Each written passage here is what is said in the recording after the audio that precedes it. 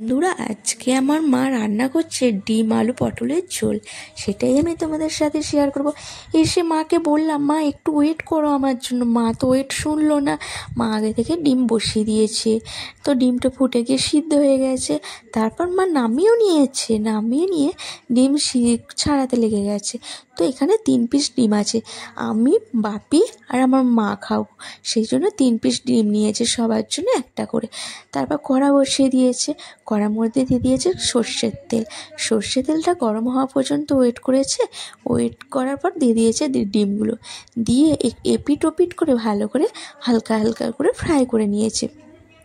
আর কি বলো তো বন্ধুরা, নিজেদের হাতে রান্না করে মাছ, মাংস, বিরিয়ানি, চিলি চিকেন, যত রকমই রান্না করো না কেন, মায়েদের হাতের স্বাদ অন্য রকম। তাতে যদি অল্প মশলা দিয়ে জাস্ট একটা ছাঁচ পোড়া মতো চা হোক করে দিলেও সেটাও যেন কত সুন্দর খেতে লাগে না। হ্যাঁ, আজকে রান্নাটা দেখলে তোমরাও বুঝতে পারবে। সেরকম কিছু করেনি, সামান্য মিডিয়াম মশলা দিয়ে, অল্প মশলা দিয়ে কী সুন্দরভাবে রান্নাটা করেছে।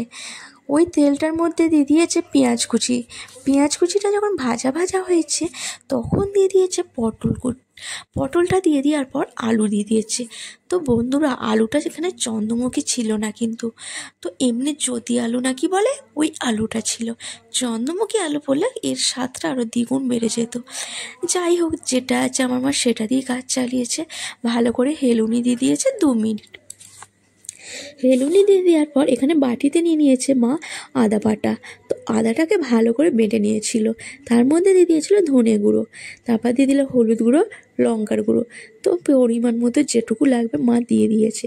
দিয়ে ওইটা এবার বাটি করে নিয়ে হাতের সাহায্যে ঢেলে দিচ্ছে পটলটা আর আলুটার মধ্যে, দিয়ে ভালো করে মিক্স করে নেবে, মানে হেলুনি দিচ্ছে।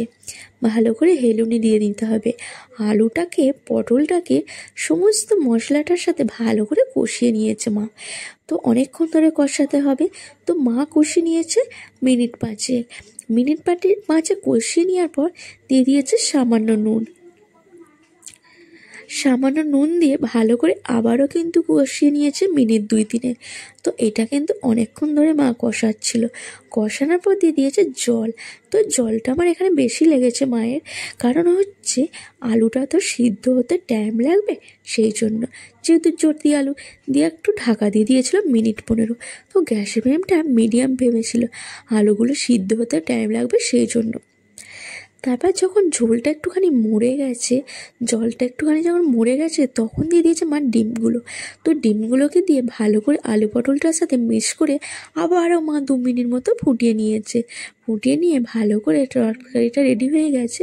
তারপর মা একটা জায়গার মধ্যে নামিয়ে নিয়েছে। তো বন্ধুরা, তোমরা তো নিজেরাও রান্না করে খেয়েছো, তো বলো তো নিজেদের রান্না ভালো লাগে না মায়েদের হাতে রান্না ভালো লাগে, সেটা কমেন্ট